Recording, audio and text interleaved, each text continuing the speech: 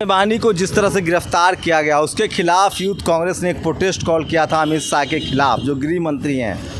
आइए आपको तस्वीरें दिखाते हैं और आपको बताएंगे कि किस तरह से पुलिस की बैरिकेडिंग होती है। मुश्किल से जितने प्रोटेस्टर्स नहीं थे उससे ज़्यादा संख्या में जो पुलिसकर्मी हैं उनकी तैनाती होती है। जंतर मंतर को बैरिकेड कर दिया गया है, वो ऑलरेडी पहले से आप प्रोटेस्ट नहीं कर सकते हैं। तो ये सरकार बिल्कुल किसी भी तरह के डेमोक्रेटिक प्रोटेस्ट के पक्ष में नहीं है और धरना प्रदर्शन अब पुरानी बातें हो गई। आपको तस्वीरें दिखाता हूँ, तस्वीरें देखिए और देखिए इतनी संख्या में पुलिसकर्मियों की तैनाती की गई थी और ये बैन लगाए गए थे। मुश्किल से 1 दर्जन से ज़्यादा प्रोटेस्टर्स नहीं थे, उसके बाद भी सरकार पूरा एहतियात बरत रही है। और अमित शाह का घर यहाँ से 200 गज की दूरी पर है। यूथ कांग्रेस का जो दफ्तर है वहाँ भी ऑलरेडी पुलिसकर्मी लगा दिए गए थे। और देखिए कि किस तरह से ये पहला लेयर है जहाँ बैरिकेड लगाए गए हैं, उसके बाद दूसरे लेयर पर भी बैरिकेड लगाए गए हैं, आपको देख सकते हैं। तो ये पूरा सुनहरी बाग का इलाका है, पैरामिलिट्री फोर्सेस लगाए जाते हैं, महिलाओं की तैनाती की गई थी और सरकार बिल्कुल किसी भी तरह के प्रोटेस्ट को बर्दाश्त करने के मूड में नहीं है। पहले जंतर मंतर पर बड़ा प्रोटेस्ट हुआ करता था, वहाँ पुलिस ने लगातार बैरिकेड कर रखा है, तो वहाँ आप प्रोटेस्ट नहीं कर सकते हैं। ये देखिए, ये मैं आपको तस्वीरें दिखा रहा हूँ। ये मुश्किल से 1 दर्जन प्रोटेस्टर्स थे और ये पहला लेयर है जहाँ प्रोटेस्टर्स है। इसके बाद देखिए यहाँ से फिर 100 गज की दूरी पर वो दूसरा लेयर है जहाँ बैरिकेड लगा हुआ है। तो इस तरह के प्रिकॉशंस मेजर्स सरकार उठा रही है और बिल्कुल धरना प्रदर्शन के बिल्कुल खिलाफ में है सरकार। तो ये तस्वीरें दिखा रहा हूँ, इसी को हम लोग गुजरात मॉडल कहते हैं, जहाँ कोई धरना प्रदर्शन नहीं कर सकते हैं आप। अगर आप सोशल एक्टिविस्ट हैं तो आपके यहाँ ईडी इनकम टैक्स के छापे पड़ेंगे, आप पत्रकार हैं तो आपकी गिरफ्तारी होगी, अगर आप किसी पॉलिटिकल पार्टी से एफिलिएशन करते हैं तो पूरे डेमोक्रेटिक सिस्टम को तहस नहस किया जा रहा है और बिल्कुल धरना प्रदर्शन के लिए कोई स्पेस नहीं है। ये तस्वीरें मैं आपको दिखा रहा हूँ और सोचिए कि एक मामूली से प्रोटेस्ट के लिए किस तरह से फोर्स की तैनाती की जाती है। पैरामिलिट्री फोर्स लगाए जाते हैं, बसों को लगाया जाता है, महिला पुलिसकर्मियों को लगाया जाता है। तो आप इसी से अंदाज़ा लगा सकते हैं कि गुजरात मॉडल में धरना प्रदर्शन के लिए बिल्कुल स्पेस नहीं है, कोई बातचीत नहीं कर सकते। आप पत्रकार हैं तो आपको जेल में डाल दिया जाएगा, आप पर FIR हो जाएगा, आप पर केस कर दिया जाएगा। तो ये तमाम सवाल हैं जो उठ रहे हैं और इसलिए लोग कह रहे हैं कि मैं तो गुजरात मॉडल है इसे बहुत पहले से जानता हूँ और अब दिल्ली में भी ये सब इम्प्लीमेंट हो रहा है।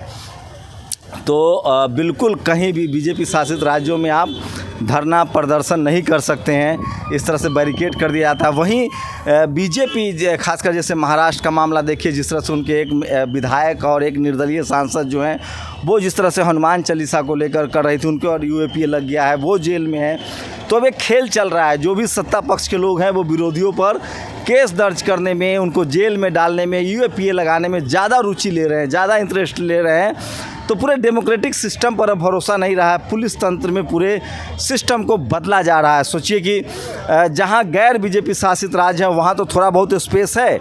महाराष्ट्र में भी उद्धव ठाकरे ने जिस तरह से UAPA लगा दिया, केस कर दिया, उनको जेल में डाल दिया और वहाँ धरना प्रदर्शन के लिए थोड़ी बहुत स्पेस है। लेकिन बीजेपी शासित राज्यों में और सेंट्रल ये दिल्ली का जो पूरा एडमिनिस्ट्रेशन जो है वो गृह मंत्री के अधीन आता है और जिग्नेश मेवानी की गिरफ्तारी को लेकर धरना प्रदर्शन चल रहा था। तो पूरा ये गुजरात मॉडल है। इस हम लोगों ने देखा है पिछली सरकारों के खिलाफ खुद बीजेपी के कार्यकर्ता रोज़ धरना प्रदर्शन करते थे, सड़कों पर उतरते थे, चाहे महंगाई का मुद्दा हो, कोई भी मुद्दे पर धरना प्रदर्शन के लिए स्पेस था। फ़िलहाल दिल्ली में आप धरना प्रदर्शन नहीं कर सकते हैं, चाहे वो जंतर मंतर हो, चाहे वो किसी नेता के खिलाफ प्रदर्शन करना हो। लेकिन जो गैर बीजेपी शासित राज्य हैं जहां बीजेपी की सरकार नहीं है वहां धरना प्रदर्शन होता है, वो लोग भी वही कर रहे हैं। अभी जैसे एक निर्दलीय मेंबर ऑफ पार्लियामेंट थी, उन पर UAPA लगा है। अगर आप पत्रकार हैं, खबरें दिखा रहे हैं तो आप पर केस दर्ज हो सकता है।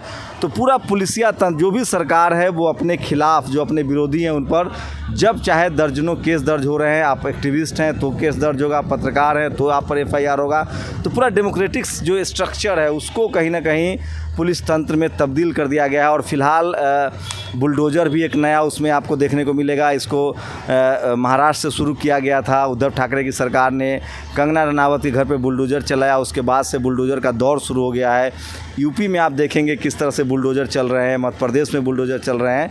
तो यही लगभग हर जगह हो रहा है। अगर आप एक्टिविस्ट हैं, पुलिस वाले भी कोई छूते नहीं है। आज ही एक IPS हैं रसीम शुक्ला, उन पर केस दर्ज हुआ है। एक इससे पहले महाराष्ट्र के डीजीपी थे तो उन पर केस दर्ज हुआ है।